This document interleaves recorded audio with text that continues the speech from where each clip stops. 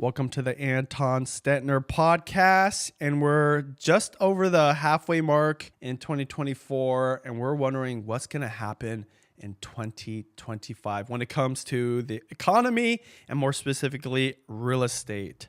So what do we need to know, Anton? I think right now it's, the election's starting to get near. The Federal Reserve's talking about cutting. So this is like the questions I keep getting asked. It's like, what's going to happen in the economy and what does that mean for real estate? So we came up with 5 scenarios for what could happen in the economy, what that's going to mean for real estate on a national level, and then what it's going to mean for us like here in the Seattle metro. And of course, like how you as a buyer, seller, or investor can then relate and take this information. We want to kind of set the stage, though, here with some unbiased facts or just things that are known, because we're going to get really into opinion when we get into predictions. So we know right now that inflation is trending down, but prices are up dramatically and the consumer is feeling massively pinched. We just had a CPI report that came in, and that CPI report came in a little bit hot on the core side. What's interesting is when you strip out the housing part of that, inflation's low. So if you go look at Trueflation right now, which is probably the most up-to-date inflation calculator in the US, and it's not controlled by the government, it's one of those tokenized things, they say the actual inflation rate is 1.2. So we're below 2% today. So the Fed might already be behind on their cutting cycle. So that's what we're going to get to. What's the official number, though?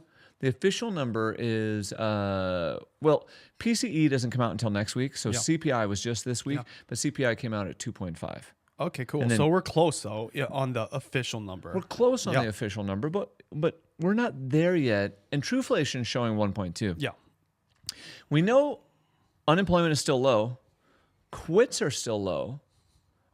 Quits are low, which means people leaving their job to transition to another one because hiring is low. Unemployment is currently sitting at 4.2%. We know that the mass migration that was happening all across the U.S. when everyone was leaving somewhere and moving because of COVID, and the Zoom towns were creating the boom towns in real estate, that great migration has stopped. And I heard Mike Simonson from Altos Research, he called it the Great Stay because people aren't moving as much as they used to. We also know the economy is slowing down and that the Fed is getting ready to cut interest rates. They're thinking about it. And most central banks around the world have already cut interest rates. So when the Fed lowers rates, the result that happens there is housing becomes more affordable and more buyers buy.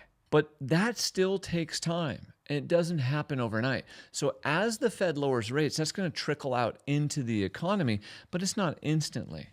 We know that interest rates are trending down. They're at their lowest level in 23 months, and it was currently at 6.15, bro. And then another fact I want people to kind of have in their head is that home sales, historically, they've led us into the recession. And they've also led us out of the recession. So you can look at home sales as like an indicator of where the economy is going. Amount of sales, right? Amount of units sold. Amount of units sold, home prices, things like that.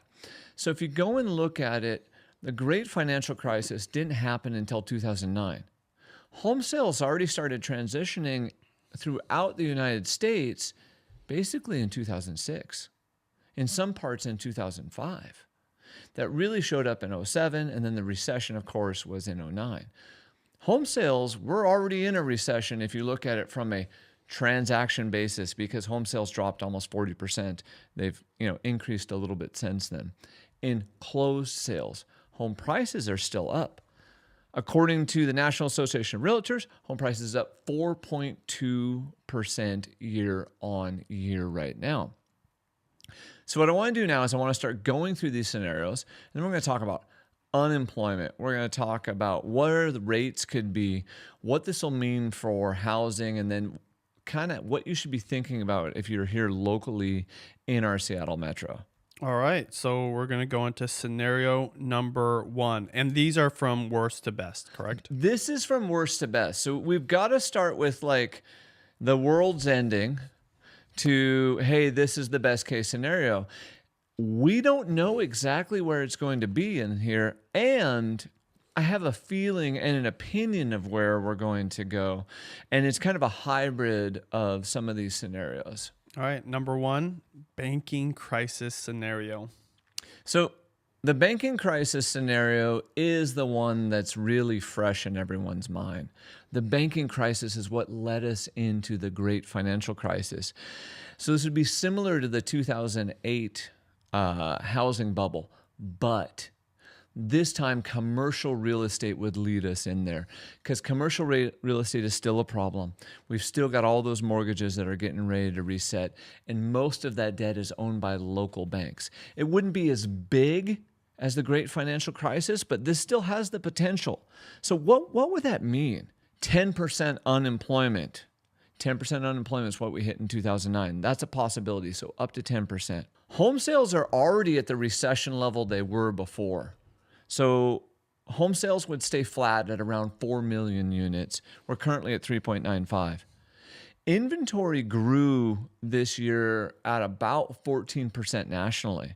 I would expect another 20% in inventory growth.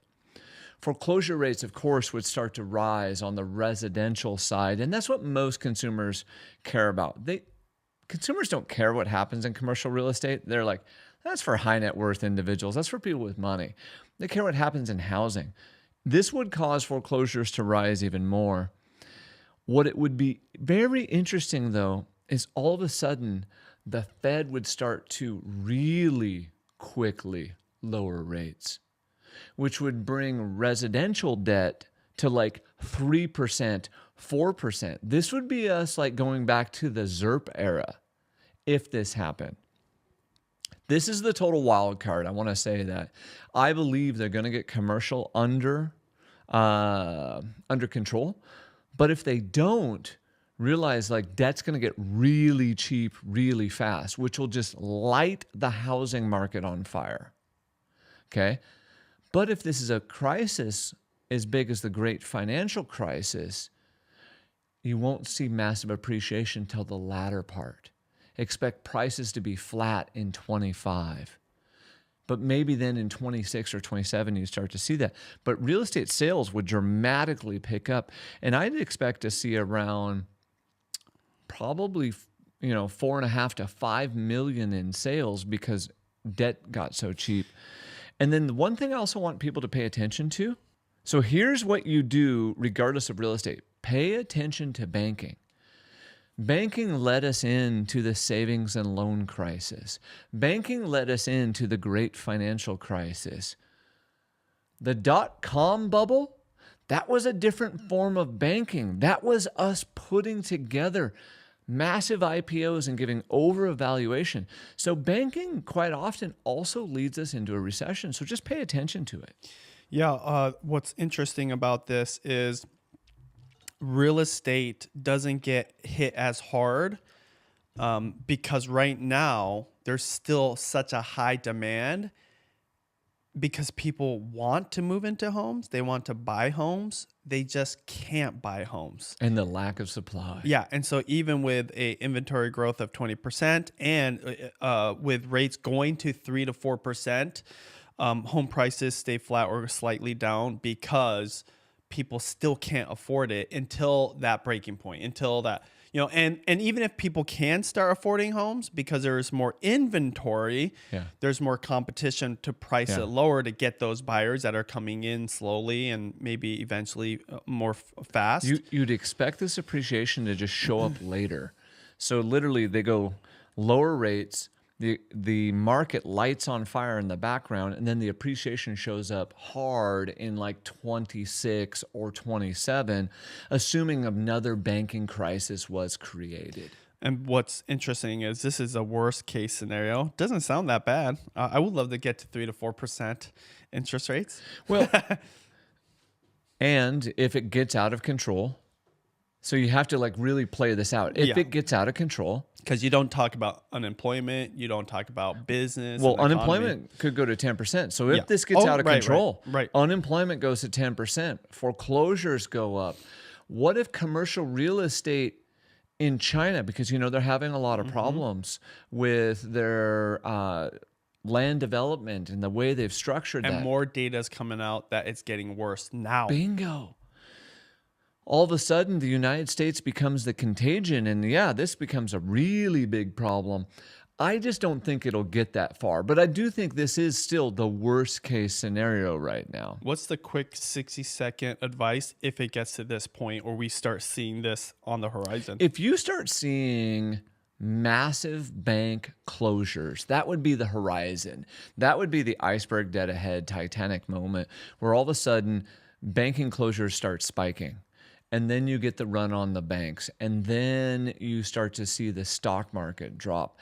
You should be hoarding cash and lowering your bills and preparing for a hard recession, not as hard as the great financial crisis, but a tough recession for probably 24 months. And during that 24-month period, you want to, let's flip it over.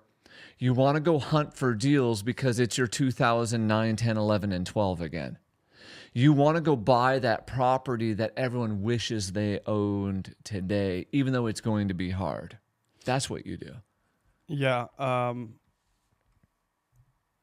Yeah, it sounds just like 2008. Okay, so let's get to scenario number 2. We get stagflation or deflation. Can you explain what those two are before we get into the scenario? So stagflation is like the kiss of death.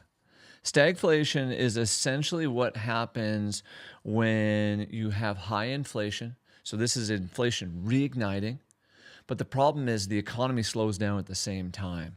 And so it's this double whammy effect that just starts really just beating the crap out of the economy. See, the last time we had stagflation was actually during the late 70s. So basically it happened in the 1970s. And then right after that, we got hit with another bout of inflation because they thought they had it stamped out. They didn't raise rates high enough. Sounds kind of familiar. They didn't raise rates high enough. Inflation just came roaring back.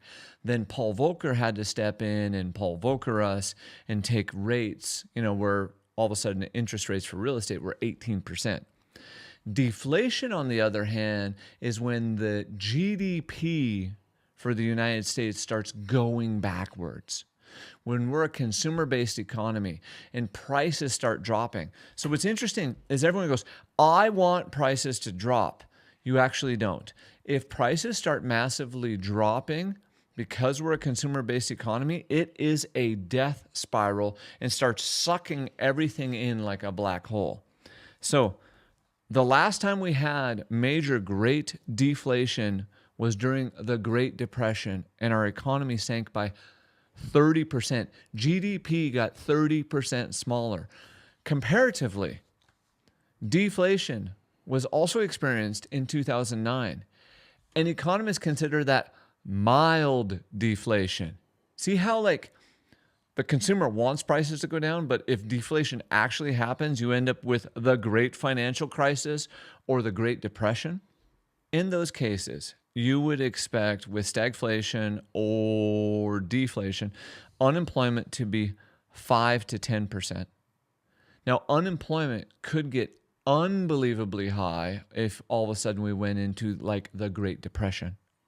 This is second worst. So it Second sounds worst worse because than the bank one. well, second worst because of this, bro.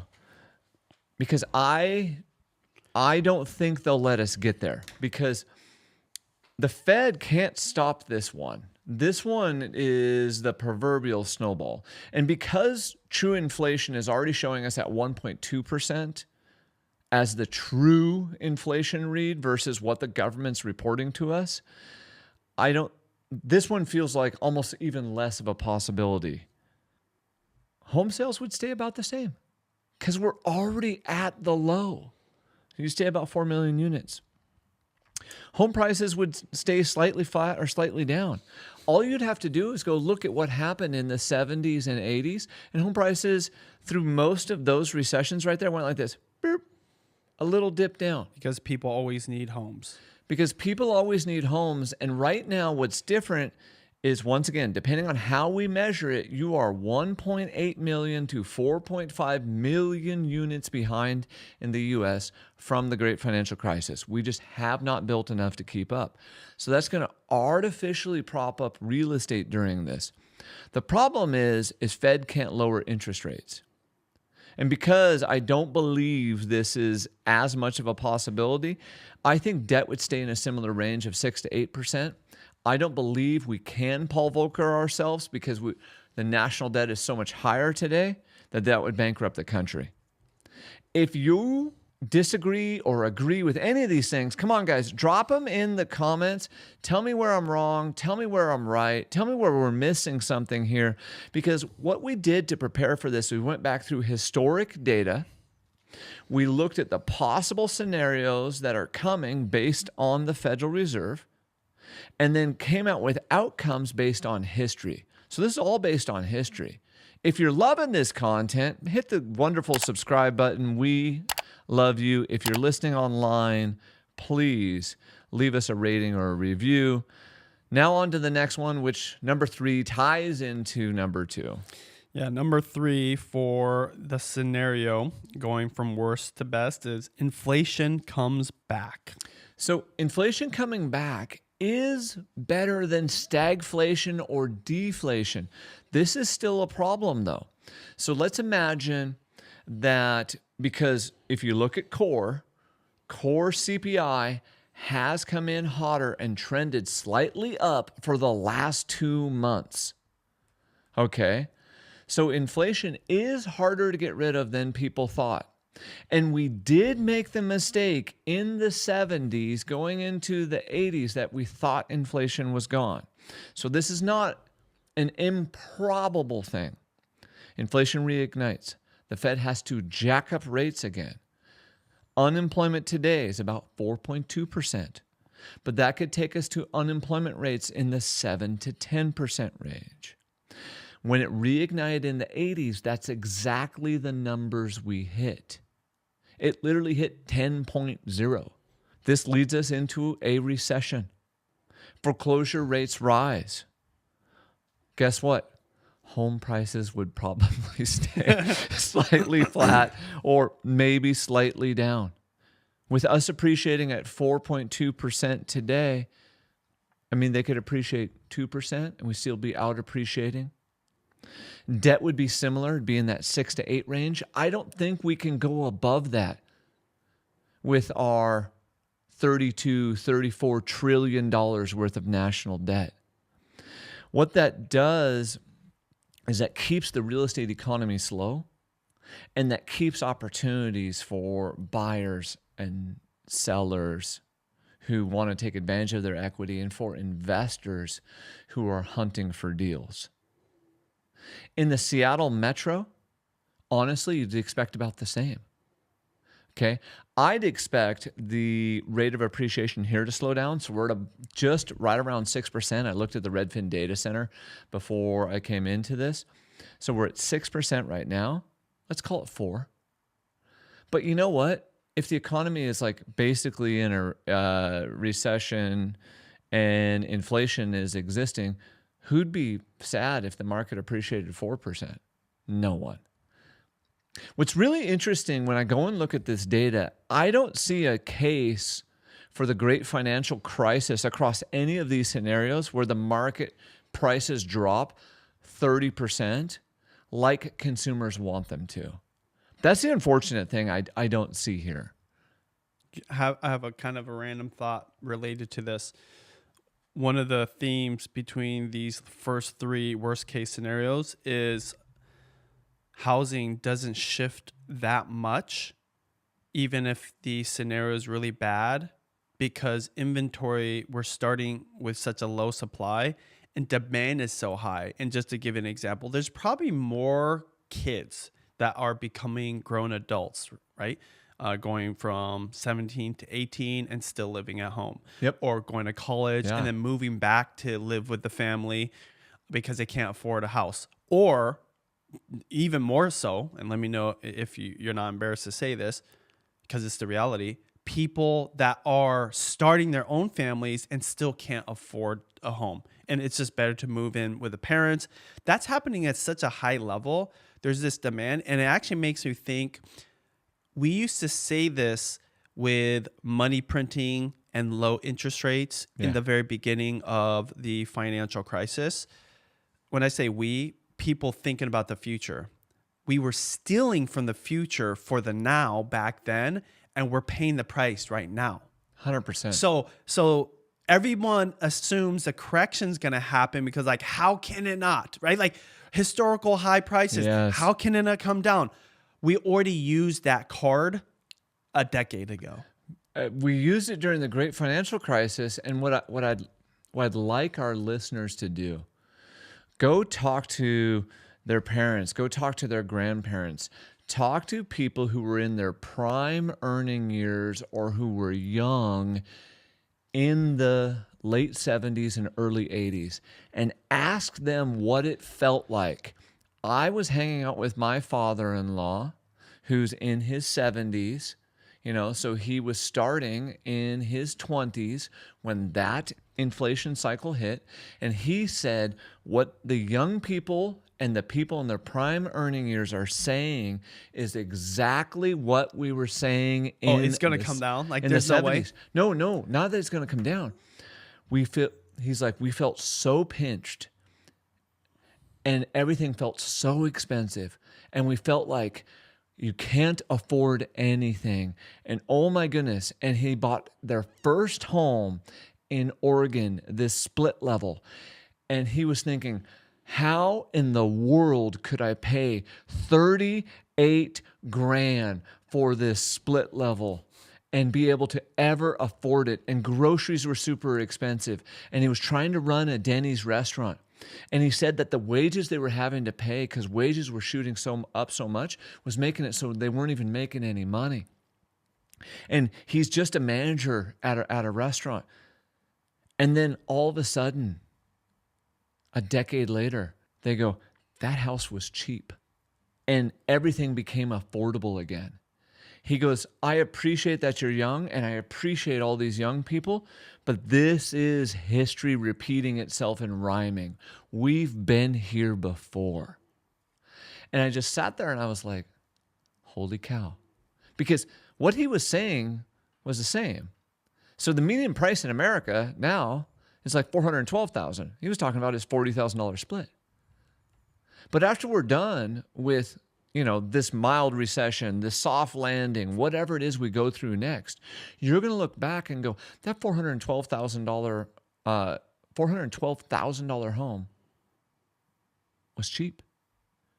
And my eggs were cheap. And that expensive milk was cheap. That's really scary. But it's scary. Hey, fast forward to 2012 when I built my house for $300,000. I actually thought that was a lot. I remember thinking, I didn't think I'm getting a great deal. I thought, oh my gosh, I'm going a little bit beyond my budget. Yeah. And that was just a little over 10 years ago. And I don't even know how much would my house cost to build. To build today? And with the lot, just off the top of your head. 620 grand? Right. 625? Without even going to detail the house, Anton's been there. It's a little bit above average house, I would say, but still, it's not like super fancy. And that is kind of crazy to me because this whole time since I built that house, I was like, one day there's going to be a correction and that's when I'm going to buy tons of houses. Yeah. And because of the money printing, that'll never happen. And you can actually say this, and this is why this one, and we should go to the next point. This scenario is very likely because guess what? You're not seeing grocery prices come down right now. 3, 4, and 5 are the most likely. Of course. Okay, so number 4 for likely scenarios in 2025 in relation to real estate, a normal recession. A normal recession So the yield curve, it's inverted. It's not inverted. Papa Powell did not stick the landing. Boom, we go into a recession for one reason or another. Normal unemployment, normal recession, 4 to 8%. Okay. Oh, we're at 4.2 right now. Fed lowers rates a little bit faster than what they are on track for today to compensate. They could get really aggressive if they need to lift the economy, because with the Fed funds rate at 5.5, the Fed's got a lot of ammo. Like they've got tools. Foreclosure rates, once again, they rise from our historic lows. Home sales jump due to affordability. I think we could hit 5 million in home sales. For perspective, at the peak, we got over 6 million. Okay, so we're not all the way back to peak. 6 million houses sold in a year. Correct. Inventory grows, though, still slightly. I'd say I'd give us 5% more inventory growth because we're in a recession. Inventory is going to keep growing. Home prices stay slightly flat. Another look at median home prices said that we were up 2.9%. The National Association of Realtors said 4.2%. Seattle Metro is currently up 6%. I think the Seattle Metro would still appreciate, 5% during a recession. And here's what's funny. But Anton, nobody can afford it. Obviously, someone can afford it because we just had the most expensive debt we've seen since the 1980s, and the Seattle Metro appreciated 6%. We've had bidding wars on stuff over the last few months. Yes, it got cool during the summer. That always happens. All of a sudden, the kids are back in school. It's fall. Boom, the market's picking back up again. But the thing to understand is seasonality always exists. And during an election year, seasonality exists even more. So right now what's happening is that natural seasonality is the market stops appreciating both nationally and here in the metro at June. And the market naturally depreciates and you lose just a little bit. So expect to lose 1%, 2%. Okay? That's very normal. This year, expect more towards the 2% because it's a presidential election. The fear creates the opportunity. So for our investors and our home buyers, capitalize on that opportunity. We know rates are trending down. They're at a 23-month low right now. This is totally an option. This one is definitely an option. It's on the table. And it won't be that bad. It would just create opportunity. This is the one also that smart money and economists probably have kind of forecasted. They've been forecasting mild recession and soft landing. Yeah, but it's always like punted a little bit down the road because of one thing or the other. But it's almost impossible data-wise, historically too, to avoid this one. Yeah. Like we've just been waiting for it to happen. Okay, cool. Last scenario that could happen in the economy in relation to how it could influence real estate, a soft landing. So this is what the Federal Reserve has been preaching the whole time. Papa Powell's been pushing towards the soft landing because it's his legacy. If he sticks the soft landing, he will be go down in history as the Fed president who stuck the soft landing. He's going to be that gymnast in the 90s in the Olympics with one hurt foot sticking it. You remember that short hair, right? Oh, yeah. It was like a miracle. That's what we're looking at right now. I think it's going to be we'll get there. The soft landing, Jerome pulls it off. It was enough to curb inflation without triggering the recession. We printed so much money, it just magically buoyed up the economy. The hiring hoarding that's going on right now, the keeping of balance sheets, robust, the funny money accounting that's going on in the background kept the S&P 500. The consumers didn't all start talking to each other because what happens is the layoffs start. And when the layoffs start, they just domino into each other. And consumers start saying it's a recession. And we're hearing the murmurs of that right now. Unemployment stays at or below 5%. The Fed lowers rates and rates hover in the 5 to 6 range. We're lucky if it gets into the really high 4s. Foreclosure rates rise a little bit, but we're at historic lows. Home sales grow. I'd say we grow to 4.5 million. So, you're going to do 22% more home sales in a soft landing scenario. Notice how I say in a recession you do more. It's because the Fed had to lower rates more and more aggressively in order to stimulate. The Fed can use real estate as their tool to drive the economy because real estate's so powerful. Home prices would grow slightly, both on a national level and on here in the local metro. And I'd expect them to start growing slightly more than before. So if they grew at 4.2 according to NAR and 2.9 according, I forget what data source that was, and the Seattle Metro is at 6, let's call that 3, right? In a soft landing scenario, let's say it grows at 4. Let's say the Seattle Metro grows in that 6 to 7 range, slightly above where we are currently, with slightly more home sales, with slightly higher demand. So if you're the buyer and you need the closing costs, you got to get in front of it. If you're that marginal buyer, if you're the investor hunting for the good deal, that's through the end of this year, beginning of first quarter. If you're that home seller, next year, next spring. I'd bet on the spring market. I am currently betting today and on the spring market. So I personally have product that we're selling right now.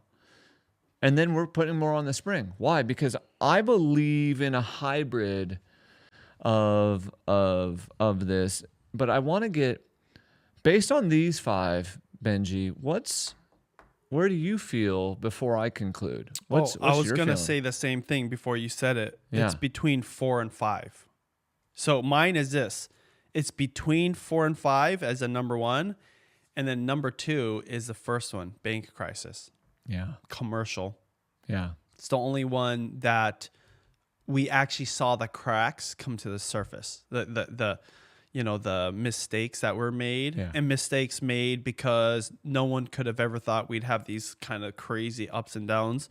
So I think most likely Powell will have a little bit of a celebration and be like, inflation's taken off. But then guess what? He's out. He's retired. He's like, hey, I did the impossible thing. Now you guys just take care of this, hidden consequence of jacking rates down low because of housing. Yeah. Because think about it. What you're saying here is housing's going to go up. Well, isn't that part of the PCE and CPE or whatever? Yeah. So if that goes up, then number 4 is highly likely. The banking crisis, it's not even that I want it to happen. I just believe that little blip we had last year. Yes. Was it last year or this year? Earlier this year. The one with like silver. Yeah. Earlier this year. Yeah. I think that they quickly covered that up. They did things that they said they weren't going to do because they were so, fast to fix it. So I think that's the one to look out for. But, we'll see. Yeah, yeah. My thoughts are that, and this is today, so this changes with time.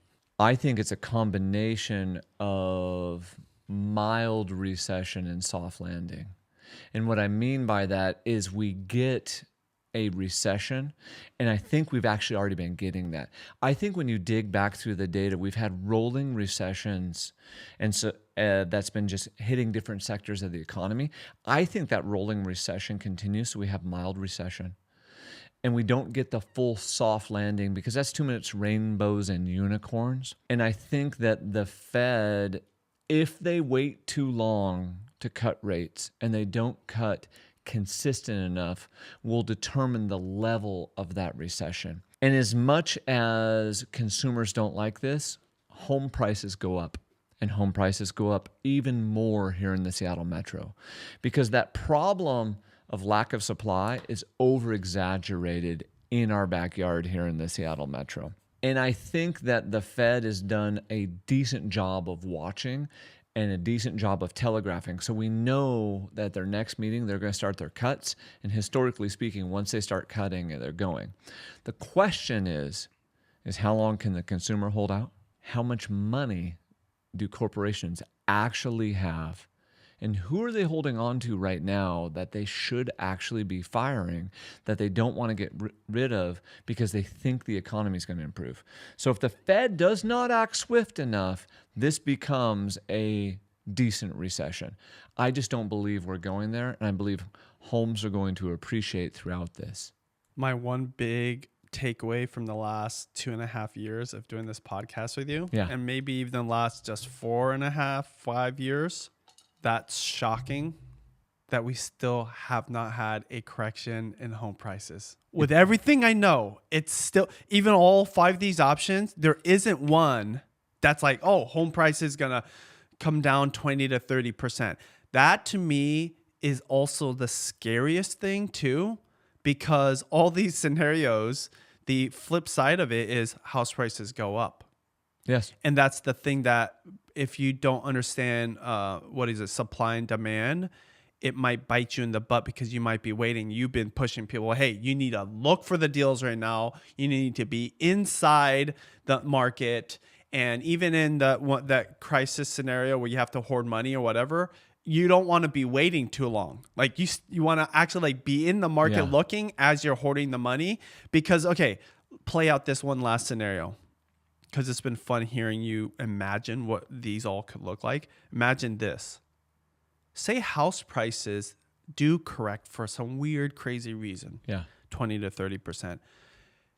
The economy and the world would have to be in such a bad place. Absolutely. That even if they drop the rates to crazy numbers, 1 or 2% or something, you know who is going to win first and start pouncing on the deals? Rich people, investors, people that are real estate professionals, not the average buyers, because they're going to be fearful. And you know what happens, right? They wait for the lower price. That's what we all did in 2010 to 2012. I was like hesitant on getting that a house in that lot because like, oh, maybe it could go down lower as it was like starting to curve up. That was the crazy thing. Well, and talking about that, so, you know, you were 300 grand into it, you know, just round numbers. I'm rounding down. And today we say it would cost $625 to build, not to buy. Bingo. To buy at $750. Okay. And so that's what I mean. There's margin in there. And so you look forward in time and you go, oh my goodness.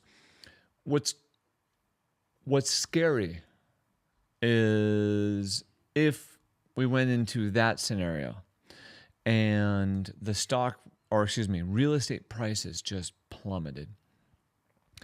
With places like BlackRock already owning, as Invitation Homes, already owning tons, thousands of homes, what do you think would happen?